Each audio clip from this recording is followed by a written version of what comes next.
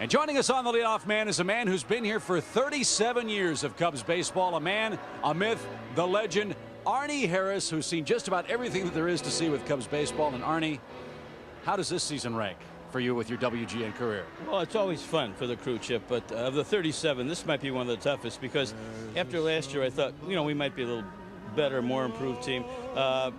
Thank goodness for Sammy, because he at least you've got something to shoot all the time. But Wrigley Field is still Wrigley Field, and there's still people, and there's still kids, and there's still pretty gals, and there's still rooftops, and there's still boats. So no matter what the score is, it's still fun to come to Wrigley Field. That's the one great thing about the game of baseball, is that it's such a timeless game, and every time you come to Wrigley Field, nothing seems to change. Has that surprised you in your 37-year tenure? Not really. I mean, it's.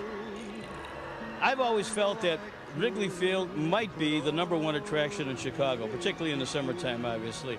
Over the years, even with teams that haven't done well, we've always had the one superstar. Ernie, when things weren't going well. Andre Dawson, when things weren't going well. Sammy now. And I think as long as you've got somebody you can focus on and have fun with, the people are going to enjoy the game. Believe me, Chip, I've walked out of that truck many times when we've lost 2 games and feeling low and saying, boy, I'm going to walk by some people who are going to punch me out. And they're happy because they saw Ernie hit a home run. You forget, so many people come out here just to enjoy themselves. Some people plan a trip out here for months, maybe years in advance. I mean, everybody wants the Cubs to win, but if you can't win, at least have a good time. And most of the people that come to this ballpark have a good time. Today, always a special day for you, Arne. Today is Aurora the Polar Bear Beanie Baby Day.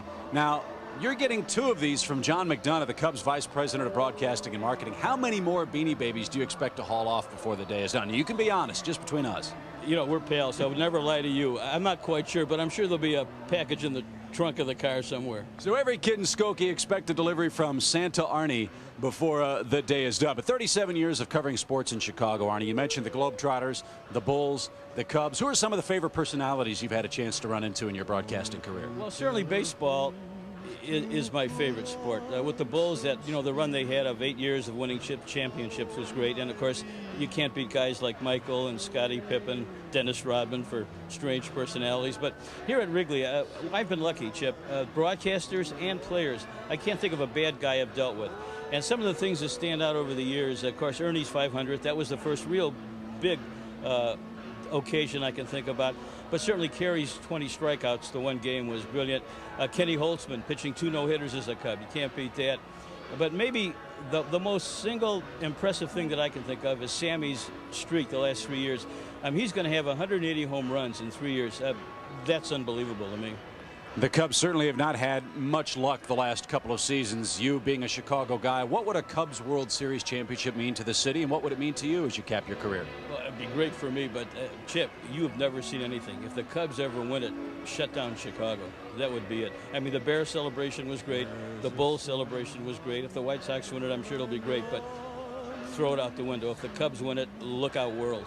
And everything that you've had the great fortune of covering, all the wonderful events you've seen in your career, you've got a great family, and you've got a grandson, too. What's that like being a grandpa, Arne? Oh, it's great. Arlene and Lori and Craig and Matthew Ryan's here. He's going to sing today, and, he's sensational. Maybe the biggest thrill I've ever gotten is I was holding him one day, and I tried to give him back to Lori and Craig, and he didn't want to leave me. And I said, Matthew, you're my guy. But it's great. Well, we feel the same way about you, Arne. I didn't get a chance to work with my grandfather, and I mean this sincerely. I love you as if you were he, and you've been like a grandfather and a father to me all at once, and I hope we've got many more years of good fun together. Hey, you're terrific. I've worked with 2 Hall of Fame announcers, Jack Brickhouse, and Milo Hamilton was in the Hall of Fame, and Harry Carey, 3, and you're going to be number 4, pal.